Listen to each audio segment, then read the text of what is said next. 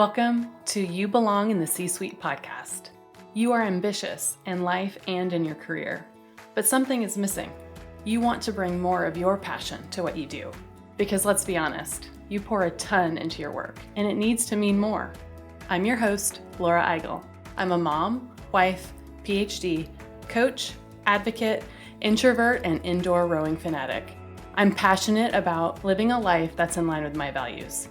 We'll give you the actionable tips and tools you need to lead with your values, make a difference, and have career success. The world needs more diversity and authenticity in the top jobs at organizations. Your leadership belongs there. You belong in the C-Suite.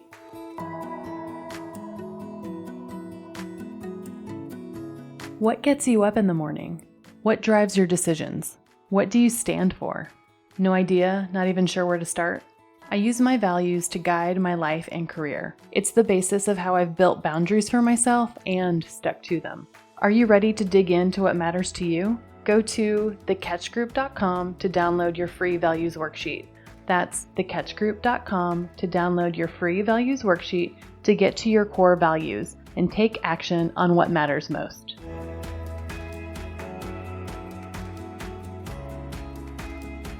Welcome to this week's episode of the You Belong in the C-Suite podcast. In our last episode, I had the pleasure of speaking with Kamya Elawadi, an executive in the healthcare and digital marketing space and co-founder of Dark Air. In that episode, Kamya shared many examples of how she leads by example through growing herself, her team, and the company's culture. If you haven't listened to that episode yet, I highly recommend going back and checking it out. One of the big takeaways of that episode was about how she models growing herself and growing her team. And one of my favorite quotes from our discussion is she said, "You can't grow if you're not growing your team too." And she went on to say that if you delegate and empower your team enough to make decisions, you're not training a team, you're building leaders. Such a powerful message, and even more so, a powerful result. As a leader of a team, spending time on the right work and empowering your team to do their right work can change the game. It can get you from a performing team to a high-performing team. And that's why in this episode, I am highlighting from season 4, Protect Your Time, Empower Your Team. A big takeaway from my conversation with Kamya was the power of delegating the right things to your team and how to empower them to help them grow and to open up more time for you to grow too. So in this listener's favorite episode, I'm going to talk about the 3 traps leaders fall into that's making it really hard for you to delegate and empower. Don't worry, I'm also going to give you tips on what to do instead. But make sure you listen all the way into the end of this episode as I recap the next right actions to take to protect your time and empower your team. Let's get started.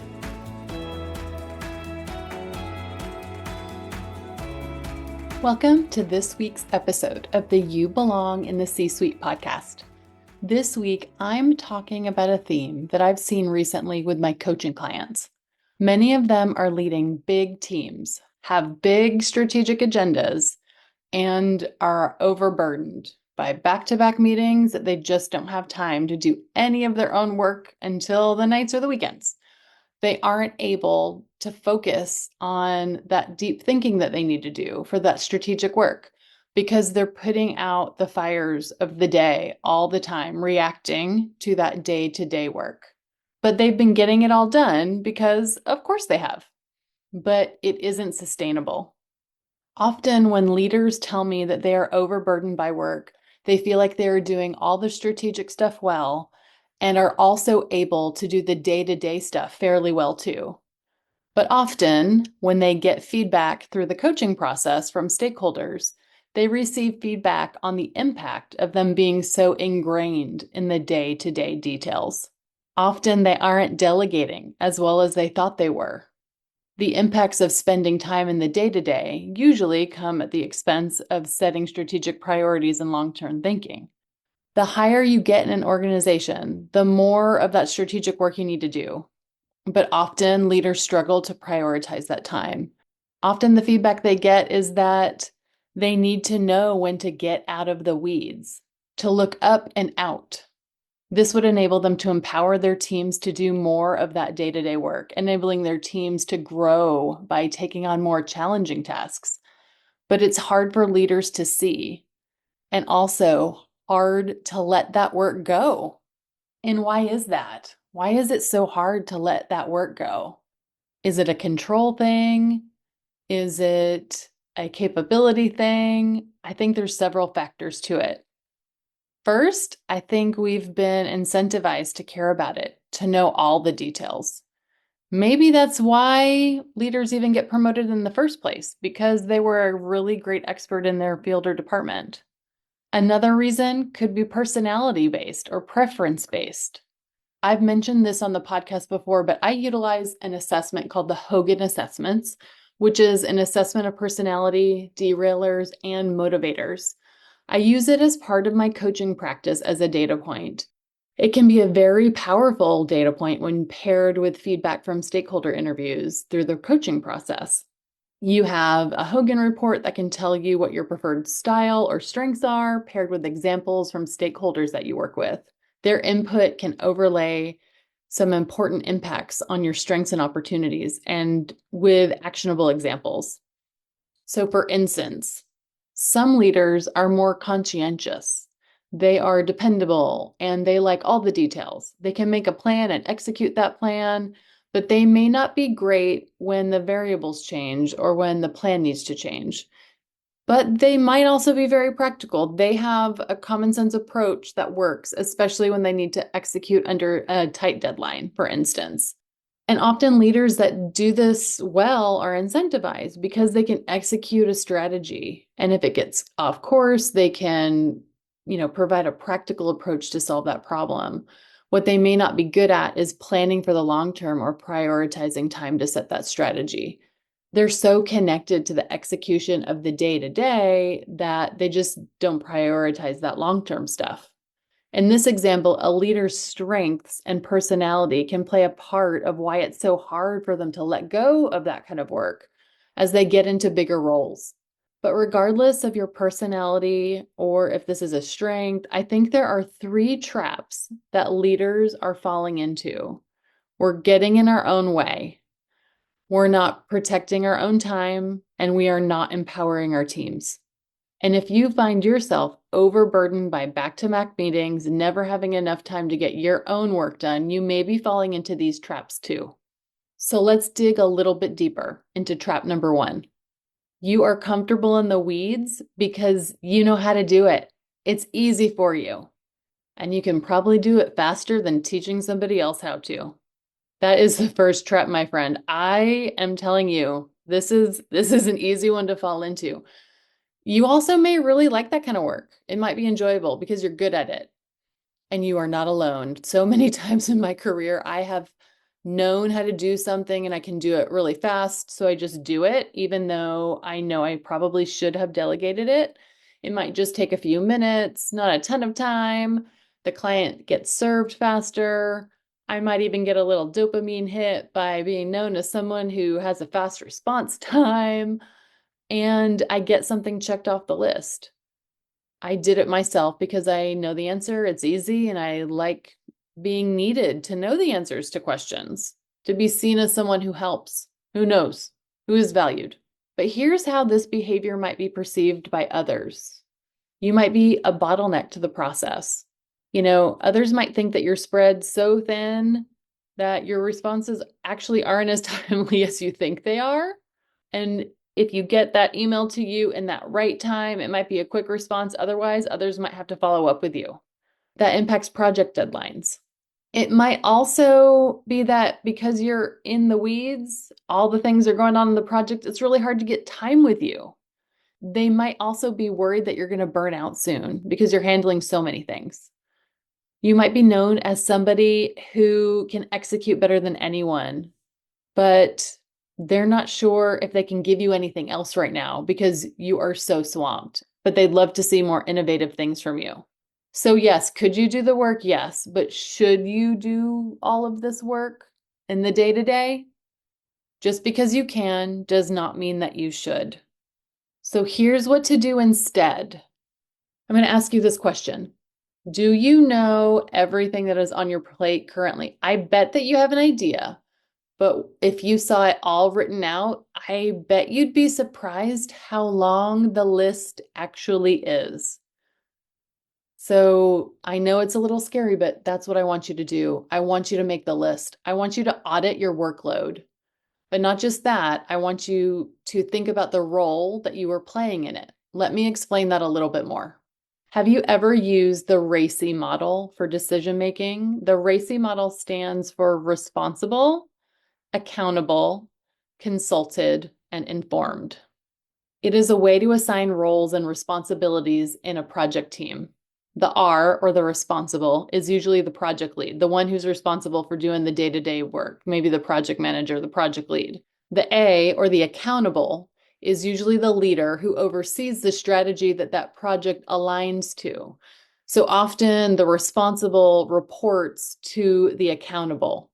So for instance, in my work, if I was doing a project, I would be the responsible, and often my manager would be the accountable. The C is for consulted. These are stakeholders that have a stake in the project outcomes, and they get to give you feedback, but don't get to make the decisions. And I is for informed. These are the stakeholders that need to be informed on certain project milestones because it might impact their day-to-day. So that is the RACI model: responsible, accountable, consulted, and informed. So I want you to do a workload audit. I want you to see which role you are playing most often on those projects. So you can do this in different ways. You can do it in Excel, a Word doc, or whatever format works best for you. I once had a client who used this method and built out a very fancy Excel sheet that he used, and it actually became like a scorecard. He had an engineering background, so this really worked best for him. But you do what works best for you. But here's what I want in your list. First, list out your projects. All the things that you are doing, whether it's a project, a committee, some of the longer term things, some of the shorter term things, write it all down. Then I want you to label your role that you are currently playing in that project. So for instance, if you are the lead of this project, then you would label yourself as the responsible, the R. So I want you to be honest here, not what it's supposed to be, what you really are doing. If your direct report is leading it, but you weigh in on final decision making, then you would give yourself an A for accountable. So you are accountable for the work as aligned to your strategy, but if you aren't in the day-to-day, you would be the accountable. So after you go through all of your projects, I want you to look at that column of the role that you're playing. What percentage of your work are you the responsible? And what percentage are you the accountable? My guess is that you are more in the day-to-day or playing the responsible role for many things. Maybe too many? Okay, who are we kidding? Not maybe, most likely too many. And what happens if you are the responsible for too many things? It means that you're leading it and you're in the details of all of it. You are the default doer and decision maker. So over time, I want you to shift from the role of responsible to the role of accountable for more projects.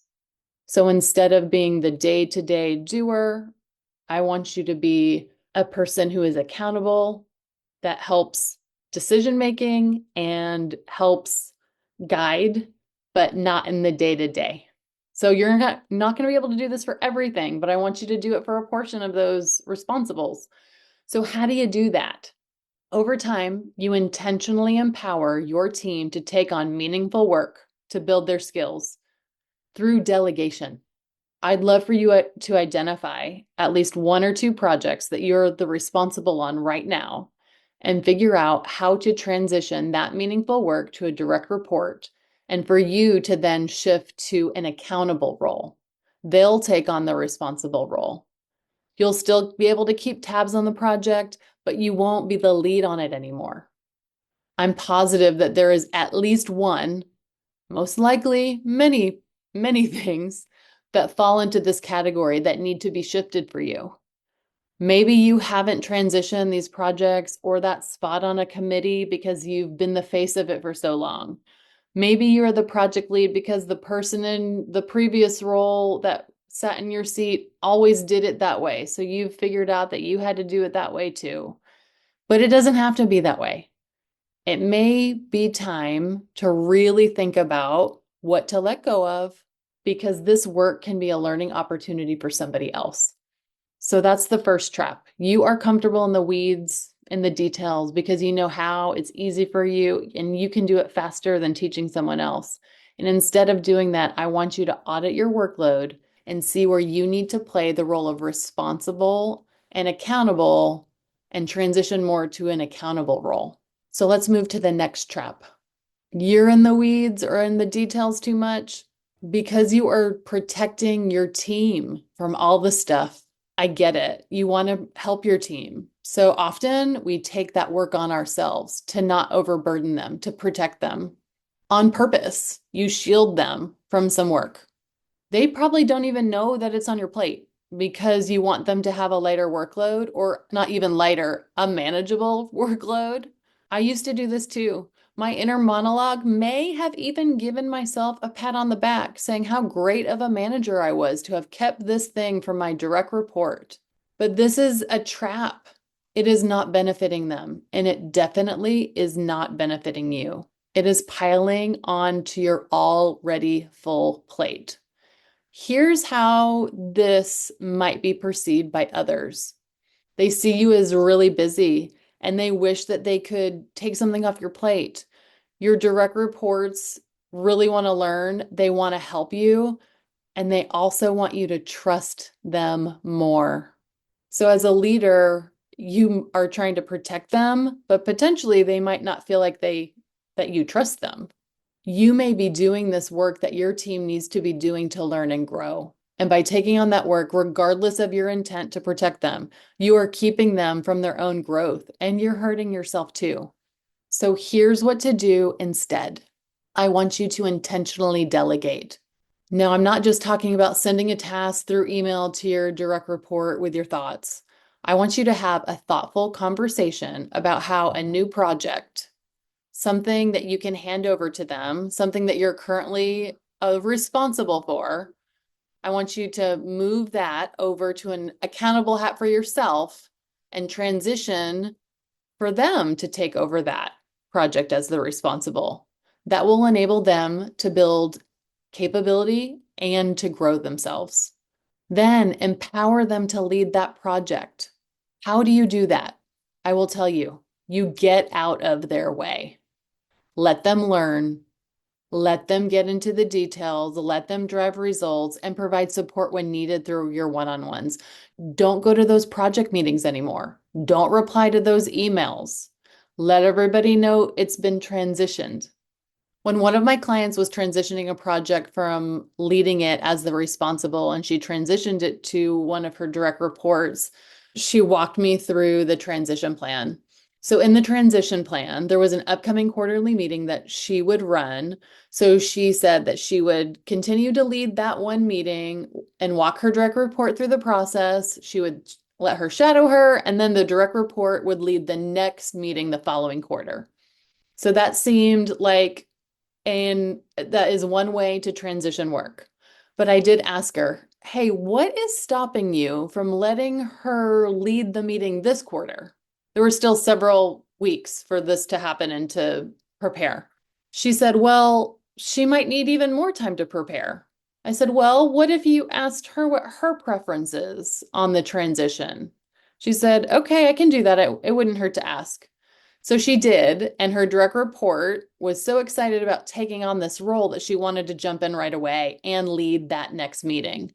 So even in transition, my client was really trying to help her team by taking on that work and easing them into the transition.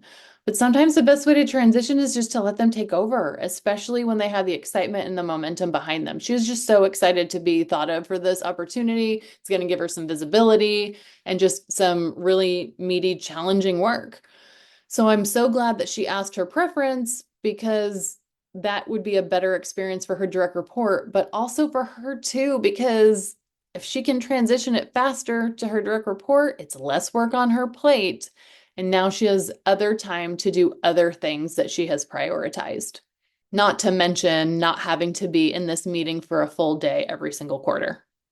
So for this trap, I know your heart is in the right place. You want to protect the team from too much of a workload, but in reality, you may be taking away critical experiences for their growth and career development. So have some transparent conversations and intentionally transition some of your work to create those critical experiences for their development. So in the first trap, you're doing most of the work because you know how and it's faster for you too. In the second trap, you're intentionally doing more work because you don't want to overburden your team. Now let's get to the third trap. Trap number 3, you are delegating, but not really.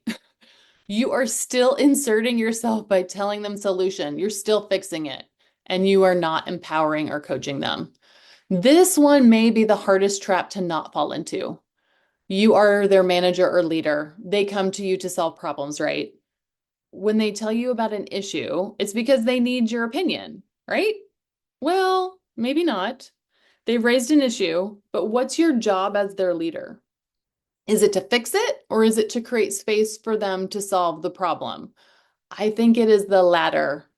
You can still help them fix it, but not by telling them the solution, not by giving them the answer. I want you to help them by asking them questions. I want you to do it through coaching them.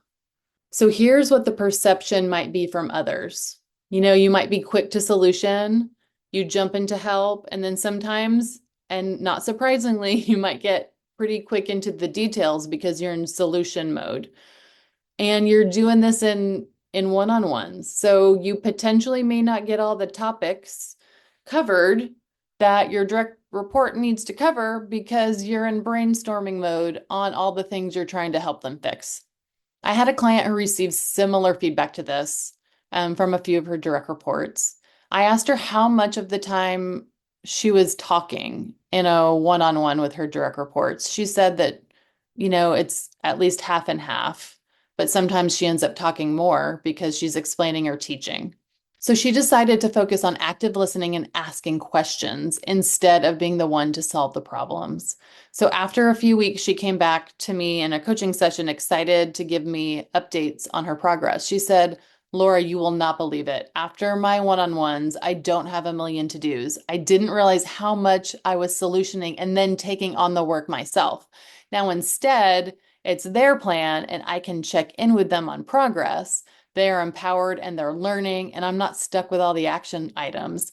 Why haven't I been doing this whole time?" Funny how when we are the ones with the solutions, and sometimes we take on the work, right? So instead of fixing, here's what I want you to do instead. I want you to lead through coaching. I want you to create the space for them to figure it out. And how can you do this? By asking open-ended questions and by practicing active listening. When a problem arises, instead of jumping to solution, ask a question. Here are a few examples of questions. What do you think the next step should be to take? What factors are important to consider in figuring out a solution? What's most important for the client?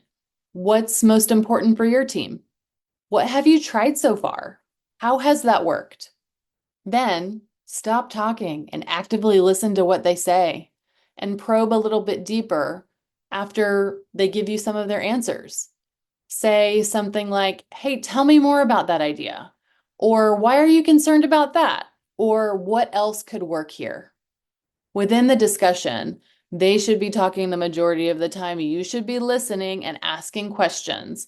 You can also start providing some feedback after they've worked through some of the solutions. And I will tell you, this is hard to do because it is ingrained into you to go into problem solving and fixing first, but do not fall into that trap. It is so hard to do. And I can't remember where I learned this question, but in one of the leadership book or a podcast I listened to, I heard the following question that I still use to this day when someone comes to me with a problem. And to be honest, I use this mostly with my husband and my kids because I want to model it. So here's the question. Do you want me to empathize or strategize? Basically, do you want me to listen or fix it? And most often, people just want someone to listen to them. And by talking through it, they get to a solution on their own. So don't fall into the trap of going into fixing mode. Instead, create space to have a discussion and start with open-ended questions and be an active listener. So we've covered 3 traps that leaders fall into, which create more work, more meetings, and unintended consequences of them being too much in the day-to-day detail and not in the long-term or strategic thinking mode. To recap, here are the traps I see leaders fall into, including myself. Trap number 1, you are comfortable doing the details because we know how and because we're faster at it. Trap number 2, we are protecting our team's time. We want to help them, so we do the work ourselves to not overburden them. And trap number 3, you are fixing and giving the answers. Even if you are delegating, you are telling them how to do it by providing the answers and not by coaching and empowering. So instead of falling into these traps, here are the actions you can take. Do a workload audit of your current work and projects. What are your responsible or accountable roles? Next, intentionally delegate and transition some of the projects you are responsible for to a direct report that could benefit from that experience and support them by being the accountable on that project. Then provide the space and time to lead through coaching and practice active listening to help them remove obstacles and get to the right solution. Through these actions, over time, you will protect your time and empower your team. This is one theme from a few of my clients. These are the kinds of things that we work through in coaching. I'm currently booking new clients for 2025 for one-on-one coaching and for group coaching. Go to thecatchgroup.com and click on the Work With Us tab at the top of the page to learn more, or reach out directly to me at hello@thecatchgroup.com to see how we can partner together. You don't have to do all the things all the time. You can get back more time for strategic work through intentional delegation. Remember, your leadership belongs here. You belong in the C-suite.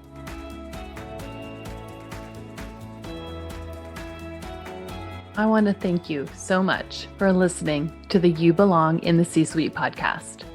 If you are enjoying this content, please remember to rate and review on Apple Podcasts. By leaving a review, you are helping others find this content. We will be featuring 5-star reviews on air in upcoming episodes.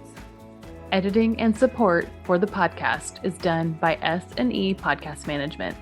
To get more tips and tools to help you live a life guided by your values, go to thecatchgroup.com. Keep your boundaries and take care.